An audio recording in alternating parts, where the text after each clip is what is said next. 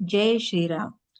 श्री समर्थ सद्गुरू ब्रह्मचैतन्य महाराज गोंदवलेकर यांची प्रवचने. 15 फेब्रुवारी. आजचा विषय, जेथे नाम तेथे मी आहेच.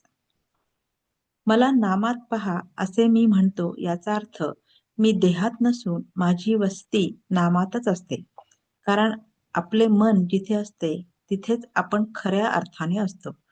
समजा तुम्ही यात्रेला गेला आहात, पण मन घराबद्दल चिंतन करत असेल, तर तुम्ही देहाने क्षेत्रात असलात तरी खऱ्या अर्थाने घरीच आहात, असे नाही का होत?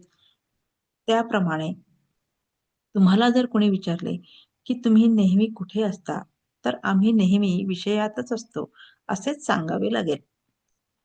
ज्यांना जे जास्त आवडते त्यातच ते असतात, हे खरे ना?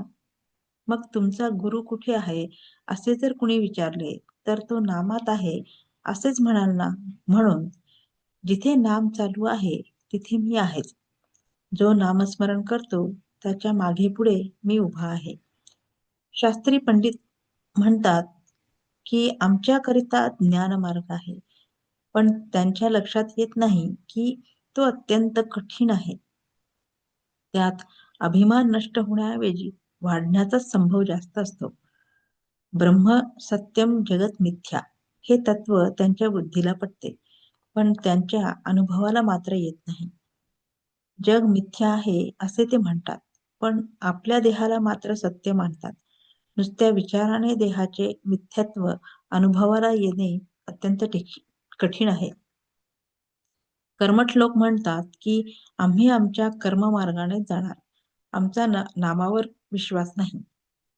आम्ही वेदांनी घालून दिलेली बंधने आणि नियम यांचे पालन करणार, असे म्हणून ते बंधने आणि नियम यांचे इतके काही पालन करतात की ते बंधनालाच सर्वस्व मानतात. त्यांच्या हे लक्षात येत नाही की ईश्वर प्राप्ती हे साध्य असून बंधने आणि नियम हे साधनरूप आहेत. साध्य साधण्यापुरतीच बंधने पाळायला हवीत. फुलझाडांची बाग रक्षण करण्यापुरते तिचे कुंपण सांभाळायला हवे, पण ते कुंपणालाच सर्वस्व मानतात. त्याला खतपाणी घालून वाढवितात, आतल्या बागेकडे लक्ष देत नाहीत.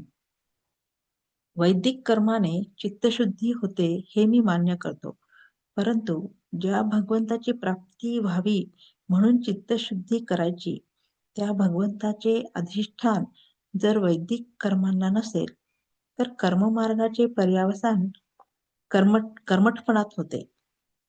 नामावर विश्वास नाही असे जे म्हणतात, पण संध्येच्या किंवा कोणत्याही वैदिक कर्माच्या सुरुवातीला ओम केशवाय नमः असे म्हणतात, ते नाम नव्हे काय? वेद म्हणजे भगवंताची स्तुती होय. ती करीत असताना आपले लक्ष शब्दांकडे नसावे, त्यांच्या अर्थाकडे असावे. अर्थ न समजला तरी भगवंताकडे असावे. बोधवाक्य: रामनाम हे ओंकाराचे स्वरूप आहे. ते सर्व कर्माचा आणि साधनांचा प्राण आहे. जय श्रीराम.